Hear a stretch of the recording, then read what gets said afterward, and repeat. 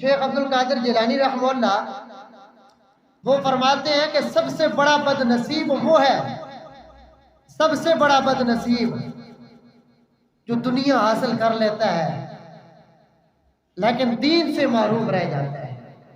سب سے بڑا بدبخت وہ ہے۔ اور ایک دوسرے مقام پہ وہ لکھتے ہیں اپنی کتاب میں کہ سب سے زیادہ شخص جو محروم شخص ہے وہ ہے کہ جو دنیا والوں کو راضی کر لیتا ہے اور دنیا بھی کما لیتا ہے، دوست یار احباب کو بھی راضی کر لیتا ہے، لیکن اسے رب کو منانے کی فکر ہی نہیں ہوتی۔ سب سے زیادہ محروم شخص وہ ہے۔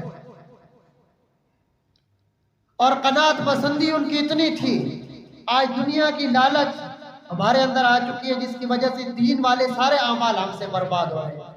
قناعت پسندی اتنی تھی، اگر ان کے در پہ کوئی آ جاتا تو گھر میں جو کچھ ہوتا تھا سب کا سب ہی دے دیتے تھے کہ مجھ سے اللہ ناراض نہ ہو جائے کہ تیرے پاس یہ پڑا تھا اور تو نے دیا کیوں۔ اس لیے ہمیں اولیاء کرام کی زندگی کو پڑھنا چاہیے۔ ہم بڑی دھوم دھام سے مناتے ہیں 11ویں شریف، یا نہیں مناتے ہیں؟ ہمارے ہندوستان مسلمان ملکوں میں یہ رواج نہیں ہے، یہ بات یہ حقیقت یہ بھی سن لیں اور تھوڑا بہت سرچ بھی کر لیں۔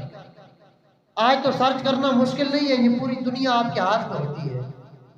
اسلامی ممالک میں یہ رجحان نہیں ہے 11ویں شریف والا، یہ ہمارے پاکستان میں ہے، ہندوستان میں ہے اور ایک دو ملک اور ہوں گے، اس سے زیادہ نہیں ہے کہیں بھی۔ اور اسلام کی 6 صدی کی شروع میں شیخ عبد القادر جیلانی رحمہ اللہ کی پیدائش ہوتی ہے، یعنی 5 صدیاں مکمل گزرنے کے بعد۔ اور اسلام کی 13ویں صدی کے شروع تک 11ویں شریف پورے عالم اسلام میں نہیں تھی۔